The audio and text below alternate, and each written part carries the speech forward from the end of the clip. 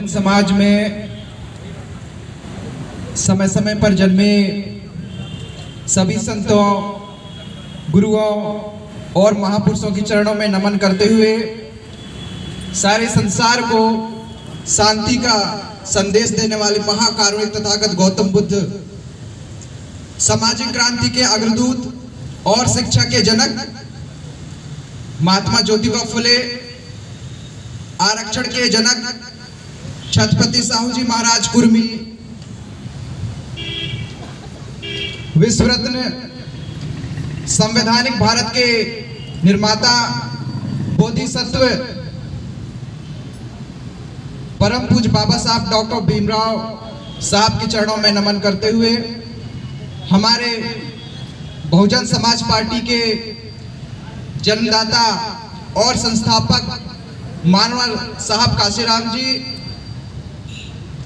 इस देश के सबसे बड़े सूबे उत्तर प्रदेश की 4 बार की मुख्यमंत्री रही, मदर ऑफ सोशल इंजीनियरिंग, सामाजिक परिवर्तन की महानायिका, संसद की सैनी, जिंदा देवी, हम सब की आदर्श नेता की दीर्घायु जीवन की कामना करते हुए आदरणीय बहन जी के चरणों में नमन करता हूं।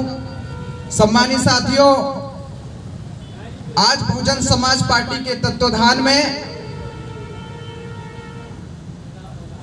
गढ़मंडला के जबलपुर के गोंडवाना लैंड में सतना से चलकर आए हुए हमारे बहुजन समाज पार्टी के मध्य प्रदेश के प्रदेश उपाध्यक्ष आदरणीय दादा चिलाल कुशवाहा जी, हमारे बहुजन समाज पार्टी जबलपुर के जोन इंचार्ज सम्मानीय बालकिशन चौधरी जी, हमारे बीच में उपस्थित मंच में दूसरे जोन प्रभारी सम्मानीय राकेश चौधरी जी, तीसरे हमारे जोन प्रभारी सम्मानीय ओम समझ जी,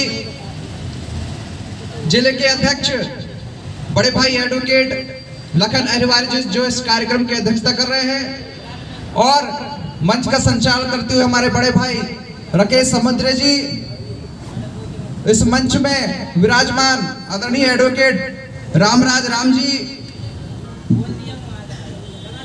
बालकृष्ण चौधरी जी, एडवोकेट दिनेश कुशवाहा जी जिला सचिव, और सम्मानित साथियों अशोक नामदेव जी जो हमारे बीच में उपस्थित हुए हैं, और आप सब लोग आज महामानव बोधिसत्व बाबा साहब डॉक्टर भीमराव अंबेडकर साहब के 64वें महापरिनिर्वाण दिवस पर उपस्थित हुए हैं, इकट्ठा हुए हैं। समस्त जिला कमेटी, विधानसभा कमेटी, नगर, सेक्टर, पोलिंग, सभी सम्मानित साथियों का मैं हृदय के गहराइयों से आभार प्रकट करते हुए स्वागत, वंदन और अभिनंदन करता हूँ। सम्मानित साथियों, आप सब जानते हैं, मुझे ऐसा लगता है यहाँ एक भी व्यक्ति नहीं बैठा जो बाबा साहब डॉक्टर भीमराव अंबेडकर साहब को नहीं जानते। आप सबको मालूम है बाबा साहब डॉक्टर भीमराव अंबेडकर ने 20 मार्च 1927 को क्या किया था। आप लोग को मालूम है महाराष्ट्र के महाड़ नगर पालिका के चौदार तालाब में किस तरह से जिस समाज को पानी पीने का अधिकार नहीं था, पशुवत जीने पर मजबूर समाज था, उस समाज को इंसान बनाने का काम महामानव महापुरुष परम पूज्य बाबा साहब डॉक्टर भीमराव अंबेडकर साहब ने किया। समाज उन्होंने संघर्ष, सम्मानित साथियों, आप लोगों के लिए मैं कहना चाहता हूं कि परम पूज्य बाबा साहब डॉक्टर भीमराव अंबेडकर ने इस लोकतांत्रिक देश में आप लोगों को जीने का हक, अधिकार दिया है। ये जो आप लोग संविधान देख रहे हैं, और इस संविधान दिवस को सम्मानित साथियों 26 नवंबर सन 1949 को परम पूज्य बाबा साहब डॉक्टर भीमराव अंबेडकर ने इसको सौंपा था। और क्या कहता हमारे देश का संविधान, हम भारत के लोग मतलब सर्व समाज, सर्व धर्म, इसलिए बहुजन समाज पार्टी के सम्मानित साथियों विचारधारा सर्वजन सर्वधर्म हिताय व सर्वजन सुखाय की नीति पे काम करती है। सम्मानित साथियों, इसको उत्तर प्रदेश की जनता ने अमल किया और इसको जमीन पर उतारने का काम किया है। बहुजन समाज पार्टी की आइडियोलॉजी सम्मानित साथियों सामाजिक परिवर्तन, आर्थिक मुक्ति की।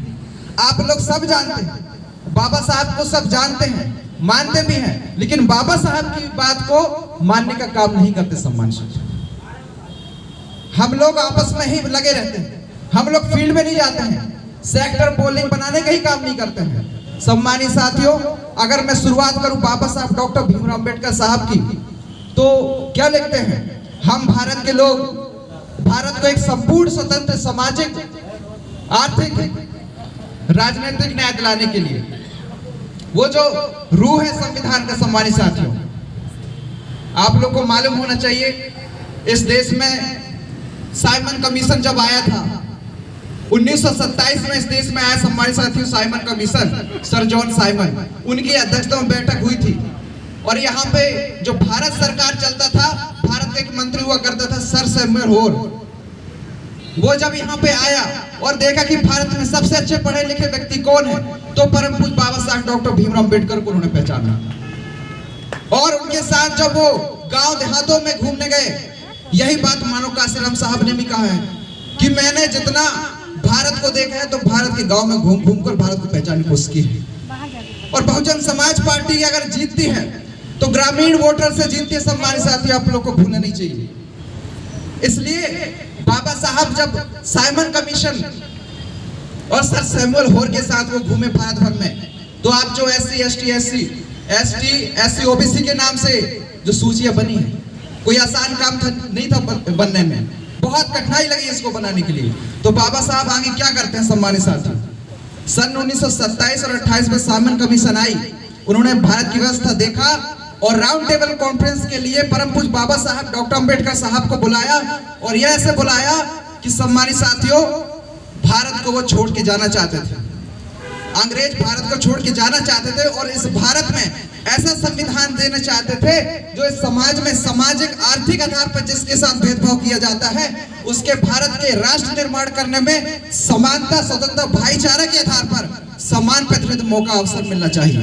इस आधार पर बाबा साहब वहां पर गए और बाबा साहब के जाने के बाद सम्मानित साथियों 12 दिसंबर 1930 में पहला राउंड टेबल कॉन्फ्रेंस हुआ और उसमें बाबा साहब अम्बेडकर साहब ने दलितों, आदिवासियों की बात और अन्य पिछड़े वर्गों की बात उन्होंने पूरे तथ्य के साथ जब राउंड टेबल कॉन्फ्रेंस में रखा, उस समय भारत के प्रधानमंत्री रैमसे मैकडोनाल्ड थे, वो प्रभावित हो गए और उन्होंने कहा कि हम आपको जो आप मांग आपकी उठी है उसमें आप गौर करना चाहते हैं। ये बात कांग्रेस एंड कंपनी को पता नहीं चला, यह बात कांग्रेस एंड कंपनी को जैसे ही पता चला तो गांधी जी को उन्होंने सम्मानित साथियों अपना प्रतिनिधि बना के सन 1932 में भेजा, सन 1931 में भेजा, जबकि 1930 में कांग्रेस इसका बहिष्कार किया था। 1931 में जाने के बाद वही शुरुआत होती है सम्मानित साथियों गांधीवाद और अंबेडकरवाद की। और बाबा साहब वहां पे बहुत ही तथ्यपूर्ण और सत्य और तथ्य की बात पे, क्योंकि बाबा साहब आप सब लोग जानते हैं दुनिया के सबसे ज्यादा पढ़े लिखे व्यक्ति, वहां पे तथ्यों के साथ बात रखा। और जब गांधी लौट के आए भारत में तो उनको भारत छोड़ो आंदोलन जो उस समय चल रहा था, तो पुणे की यरवदा जेल में सम्मानित साथियों उनको भेज दिया गया था। बाबा साहब जब आए यहाँ पे वकील थे और सम्मानित साथियों बाबा साहब अम्बेडकर साहब जब भारत आए तो भारत की राष्ट्रीय मीडिया क्या कहने लगी? भारत की राष्ट्रीय मीडिया देशद्रोही साबित करने लगी और गांधी जी को राष्ट्रभक्त कहने लगी। फिर भी बाबा साहब विचलित नहीं हुए। यहाँ पे गांधी जी यरवदा जेल में पत्र लिख रहे थे सर सैमुअल होर को कि बोलो जाके रैमसे मैकडोनाल्ड को कि अगर इस समाज को सांप्रदायिक निर्णय दिया जाता है, डबल वोट का पावर दिया जाता है, तो इसके लिए मैं आजीवन अनशन करूंगा सम्मानित साथियों। ऐसा गांधी ने दबाव डाला था पर बाबा साहब झुके नहीं। लेकिन सर सैमुअल होर ने भी नहीं माने और रैमसे मैकडोनाल्ड जो भारत मंत्री थे ब्रिटिश गवर्नमेंट में प्रधानमंत्री सम्मानित साथियों, उन्हें बाबा साहब को माना। और आपको मालूम होगा 17 अगस्त 1932 को 17 अगस्त 1932 को डबल वोट का पावर मिला। आप लोग को 2 वोट का अधिकार दिया गया था। फिर रणनीति सम्मानित साथी जैसे कांग्रेस हमेशा छल कपट और घड़ियाली आंसू बहाकर वो इमोशनल ब्लैकमेल करके मजबूर कर दिया सम्मानित साथियों। वो जो समाज था, जो दलित समाज था, उसके ऊपर अन्याय, अत्याचार, शोषण चरम पे चला गया था। बाबा साहब के पास अंत में कस्तूरबा गांधी भी आंचल फैला के आई कि मेरे पति को बचा लो। तो हम हमेशा कहते हैं बाबा साहब को, हम हमेशा कहते रहते हैं कि गूंगों को जमात देने वाले, अंधों को आग देने वाले और कस्तूरबा को पतिदान देने वाले परम पूज्य बाबा साहब डॉक्टर भीमराव अंबेडकर साहब चरणों में नमन करता हूँ। सम्मानित साथियों, उसके बाद आप लोग पुनः फैक्ट को मालूम होना चाहिए 24 सितंबर सन 1932 को यरवदा जेल के सामने पुनः फैक्ट हुआ। उस पूना पैक्ट के एवज में सम्मानित साथियों डबल वोट का पावर हमसे खत्म हो गया। उसके एवज में सम्मानित साथियों आरक्षण मिला। आरक्षण क्यों दिया गया था? वहां भी इस बात पर आरक्षण दिया गया था कि 10 साल तक, हर 10 साल के बाद आपको सामाजिक या आर्थिक रूप से आपका आकलन किया जाएगा। अगर शोषण चलता रहेगा तो हम बढ़ा देंगे। सम्मानित साथियों, देश आजाद हो गया लेकिन देश के लोग मतलब बहुजन समाज अभी गुलाम है। अभी भी हमें आरक्षण की जरूरत पड़ रही है। सम्मानित साथियों, क्यों पड़ रही है आप लोग चिंतन मन करें। उसके बाद सम्मानित साथियों, मैं कम समय अपनी बात खत्म करूंगा, लेकिन 2-3 और कथन मैं बोलना चाहता हूं कि जब बाबा साहब डॉक्टर भीमराव अंबेडकर साहब ने, आप लोग को मालूम होगा कि उन्होंने इंडिपेंडेंट लेबर पार्टी बनाया, schedule caste party, all India schedule caste federation में जब आरक्षण मिला तो बाबा साहब ने कहा था कि मेरा 2 वोट का पावर खत्म हो गया है, अब एक ही चुन के जाएगा। तो सम्मानित साथियों, 1946 में जो विधानसभा चुनाव हुआ था उसमें पूरे देश में 175 सीट में से बंगाल में all India schedule caste federation के बाबा साहब की पार्टी का एक कैंडिडेट जीता पश्चिम बंगाल में। सम्मानित साथियों, वो थे जोगिंदर नाथ मंडल। वो 1946 के संविधान सभा में एक व्यक्ति चुनकर आया तो वहां के कांग्रेस और वहां की जो अंग्रेजी सरकार बोलने लगी, जब इनकी पार्टी के एक चुनकर आए हैं तो इनकी बात क्यों सुने।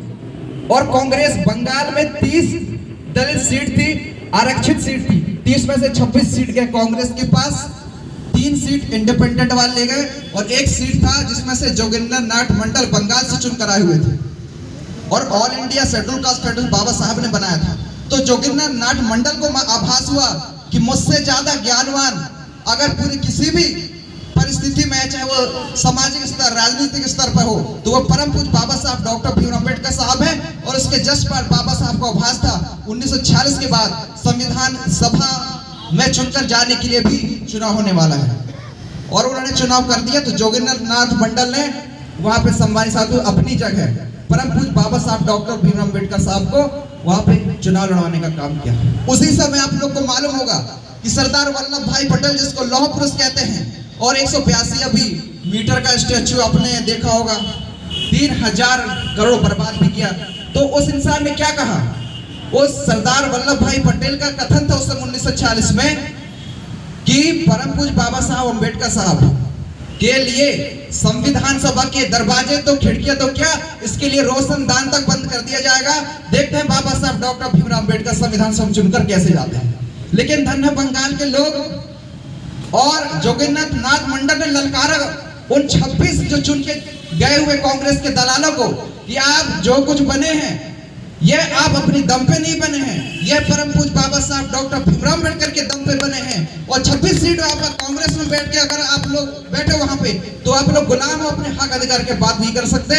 इसलिए सम्मानित साथियों, बाबा साहब को जल्दी संविधान सभा में चुनकर भेजो, नहीं तो आपकी विधायकी चली जाएगी, खतरे पड़ जाएगी। वो हृदय परिवर्तन हुआ और इन्हीं लोगों ने बाबा साहब अंबेडकर साहब, सम्मानित साथियों, संविधान सभा में जाने के लिए 5 सीट की जरूरत थी, तो 5 के मुकाबले 6 सीट जीतकर बाबा साहब डॉक्टर भीमराव अंबेडकर साहब संविधान सभा के दरवाजे को लात मारते हुए संविधान सभा में प्रवेश करने का अवसर मिला। सम्मानीय साथियों, उसके बाद आप सब जानते हैं, कहानी बहुत लंबी है। ड्राफ्टिंग कमेटी में संघर्ष कैसे किया, ड्राफ्टिंग कमेटी बनाने के लिए क्या किया सम्मानित साथियों, 29 अगस्त 1947 को ड्राफ्टिंग कमेटी बनी।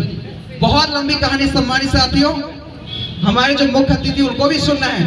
एक जो समाज के लिए बोलना चाहता हूँ, 18 मार्च 1956 को आगरा के रामलीला मैदान में परम पूज्य बाबा साहब क्या कहते हैं कि मैं ये क्या देख रहा हूँ, शिक्षा प्राप्त करने के बाद इस समाज में कुछ प्रगति हुई है, लेकिन ये समाज में सिर्फ पढ़े लिखे लोगों की भीड़ एकत्रित हो गई है, सिर्फ क्लर्क बनने के लिए होड़ लगी हुई है।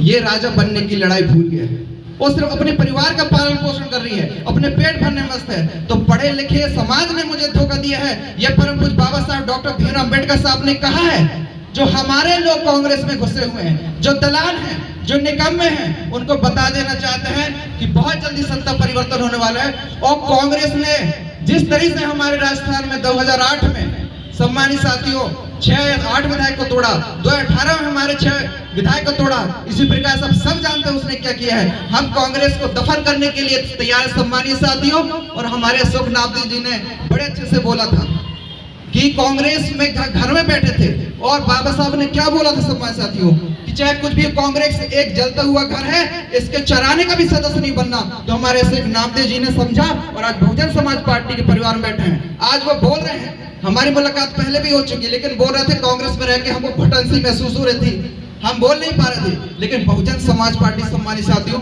आप लोग की स्वतंत्रता, समानता, भाईचारा पैदा है। और सम्मानित साथियों, इन्हीं शब्दों के साथ एक और कथन है, लॉर्ड लिनलिथगो उस समय भारत छोड़ो आंदोलन में वायसराय थे।